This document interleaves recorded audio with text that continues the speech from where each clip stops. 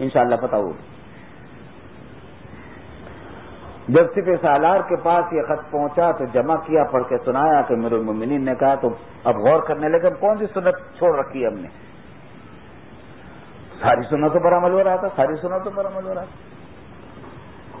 اب یاد آیا کہ سفر کی حالت میں تھے، بہت دن سے ہم نے مسواک نہیں کی، اور مسواک کسی نے نہیں کر رکھی.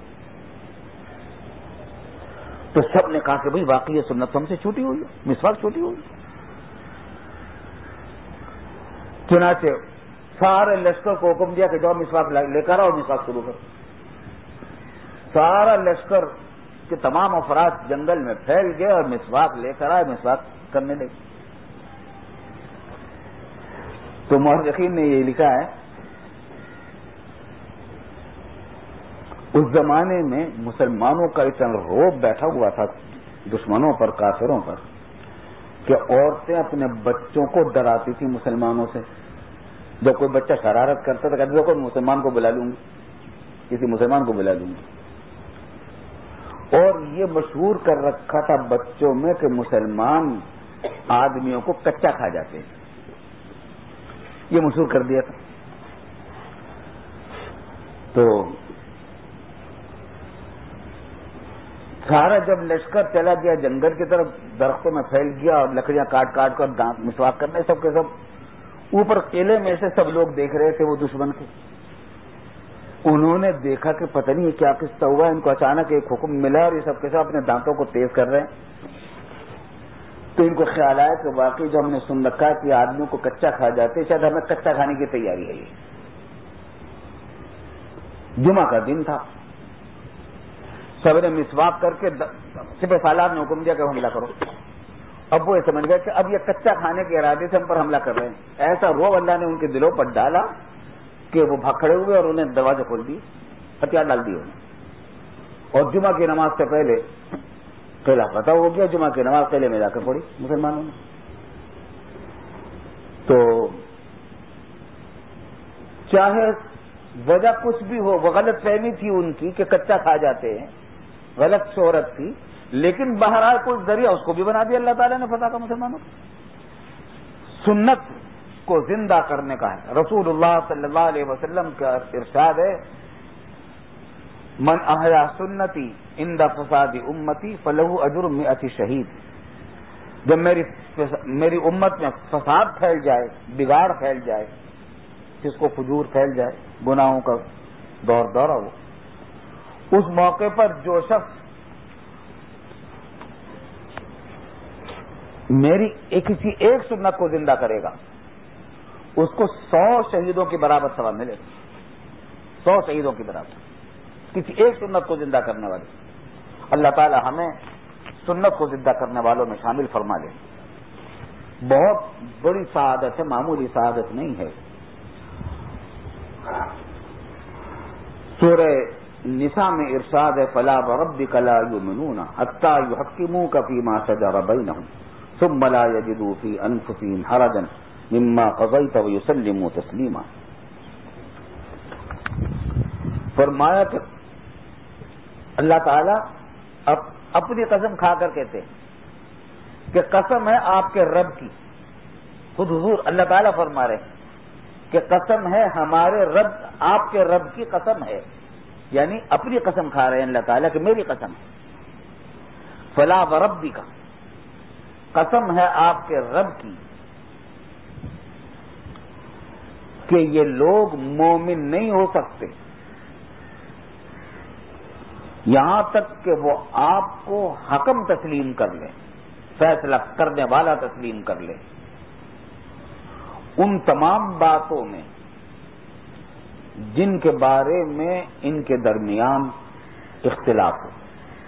کسی بھی مسئلے میں جب اختلاف ہو جائے کہ یہ ٹھیک ہے یا وہ ٹھیک ہے، تو ایسے ہر موقع پر اللہ کے رسول کو آپ کو یہ حاکم تسلیم کر لیں کہ آپ کا فیصلہ ہی برحق ہوگا، آپ جو کچھ فیصلہ کر دیں وہی ٹھیک ہوگا. جب تک یہ بات ان میں پیدا نہیں ہوگی یہ مومن نہیں ہوتی. جب تک اختلافی مسائل میں آپ کو یہ حاکم تسلیم نہیں کریں گے اس وقت تک یہ مومن نہیں ہو سکتے.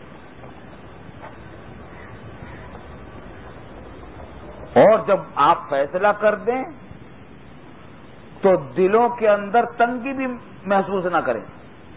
ثم لا یجدوا فی انفسہم حرجا مما قضیت. جب آپ فیصلہ کر دیں تو دلوں میں تنگی بھی محسوس نہ کریں بلکہ خوشی سے اس کو قبول کریں کہ ٹھیک ہے، چاہے ہماری مرضی کے خلاف ہوا، چاہے ہمارے خلاف فیصلہ ہوا، لیکن جو فیصلہ رسول صلی اللہ علیہ وسلم نے کر دیا اس کو خوشی سے قبول کریں، تنگی کے ساتھ قبول نہ کریں. وَيُسَلِّمُوا تَسْلِيمًا، اور پوری طرح مان لیں.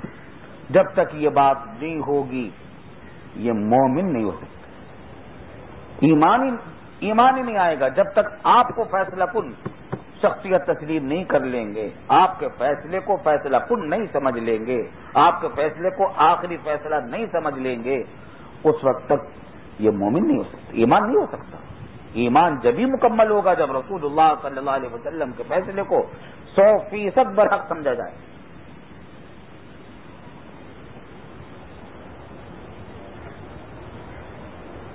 اور قرآن کریم میں ایک اور جگہ فرمایا سورہ نساء میں کہ فَإِن تَنَازَعْتُمْ فِي شَيْءٍ فَرُدُّوهُ إِلَى اللَّهِ وَالرَّسُولِ.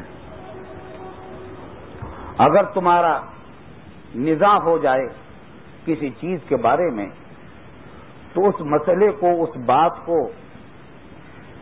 میں رجوع کرو اللہ کی طرف اور اس کے رسول کی طرف. جب اختلاف ہو جائے تو اس کو اللہ اور اس کے رسول کی طرف لوٹاؤ. ان کی طرف لوٹانے کا کیا مطلب ہے کہ یہ دیکھو کہ اس معاملے میں اللہ کا کیا حکم ہے، اس کے رسول کے کیا حکم ہے. اللہ اور رسول کا حکم تو ایک ہی ہوتا ہے. تو اللہ کا حکم مل جائے یا رسول کا حکم مل جائے اس کو اختیار کر لو، جھگڑا ختم ہو جائے. سارے جھگڑے کی بنیاد تو یہاں سے ہوتی ہے کہ آدمی اپنی رائے چلانا چاہتا ہے. جب اپنی رائے کو فنا کر دیا جائے اور اللہ اور اس کے رسول ہی کے فیصلے کو فیصلہ اور اسی کے حکم کو حکم سمجھ لیا جائے تو پھر کوئی بھی جھگڑا باقی نہیں رہتا. ایک اور جگہ فرمایا سورہ نساء میں کہ من یطع الرسول فقد اطاع اللہ. جس نے رسول کی اطاعت کی اس نے اللہ کی اطاعت کر لی. چنانچہ جو شخص رسول کی معصیت کرے گا، نافرمانی کرے گا، اللہ کا نافرمان ہوگا، جہنمی ہوگا.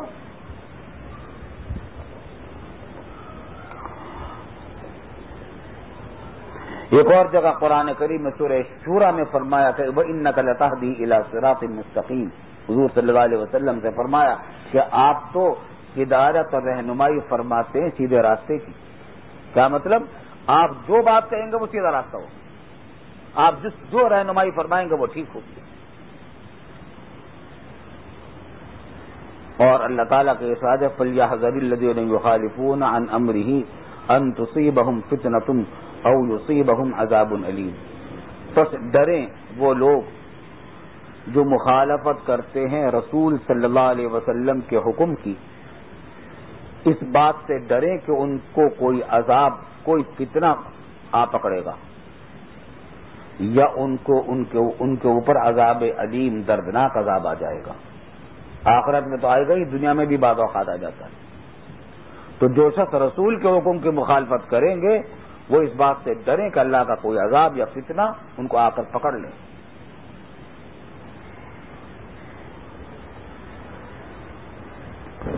یہ آیات قرآنیہ چند ہیں، بہت آیات قرآنیہ اس مضمون کی، جن کا حاصل یہ ہے کہ رسول اللہ صلی اللہ علیہ وسلم کی سنت، اور سنت کے معنی میں پھر بیان کر رہا ہوں وہی آپ کا قول اور فعل حجت ہے.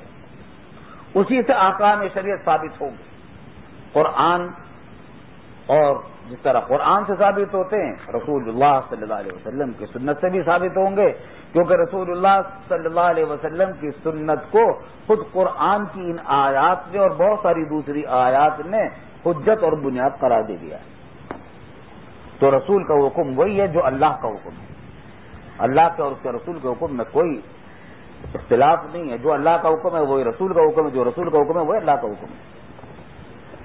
یہیں سے ایک بات اور سمجھ لیجئے، وہ بھی اس زمانے کا بڑا فتنہ ہے، وہ منکرین حدیث کا فتنہ ہے. ہمارے ملک میں اور اس وقت بہت سارے اسلامی ملکوں میں، بلکہ دنیا کے بہت سارے ملکوں میں، غیر مسلم ملکوں میں بھی ایک فرقہ پایا جاتا ہے، یہ چھپا ہوا فرقہ ہے، دشمن اسلام ہے، اپنا کفر چھپاتا ہے، اپنے آپ کو مسلمان ظاہر کرتا ہے اور وہ مسلمان نہیں ہے، اسلام کے دشمن ہے، کافر ہے، وہ ہے منکرین حدیث، حدیث کا انکار کرنے والے، اور اپنے آپ کو لوگوں کی نظروں میں باوقعت کرنے کے لیے کہتے ہیں کہ ہم اہل قرآن ہیں۔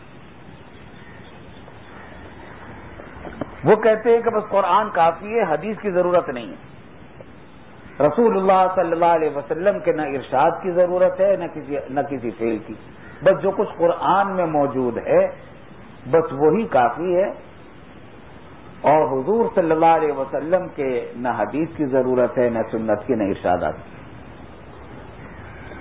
اور وہ حجت بھی نہیں، شریعت کا کوئی مسئلہ حضور صلی اللہ علیہ وسلم کے قول یا فعل سے ثابت نہیں ہو سکتا، بس جو حکم قرآن میں آ گیا بس وہی ٹھیک ہے، اور جو قرآن میں نہیں آیا، حدیث میں آیا، وہ قابل اعتبار نہیں۔ اور وہ یہ کہتے ہیں کہ جو اللہ کی کتاب کافی ہے، جب اللہ کی کتاب کافی ہے تو پھر رسول کی حدیثوں کی کیا ضرورت ہے؟ اور اس کو بڑی ملمہ سازی کے ساتھ اپنی اس بات کو وہ کرتے ہیں، اور علماء پر اعتراضات کرنے لگتے ہیں کہ مولویوں نے، ملاؤں نے گھڑ گھڑ کے یہ حدیثیں اپنی طرف سے حضور صلی اللہ علیہ وسلم کی طرف منسوب کر دی اور حدیث کو حجت قرار دے دیا، حالانکہ یہ قرآن کے خلاف سازش کی ہے علماء نے، ملاؤں نے، کہ حدیث کو لازمی قرار دے دیا، حالانکہ حدیث کی کوئی ضرورت نہیں تھی، تو قرآن کافی تھا۔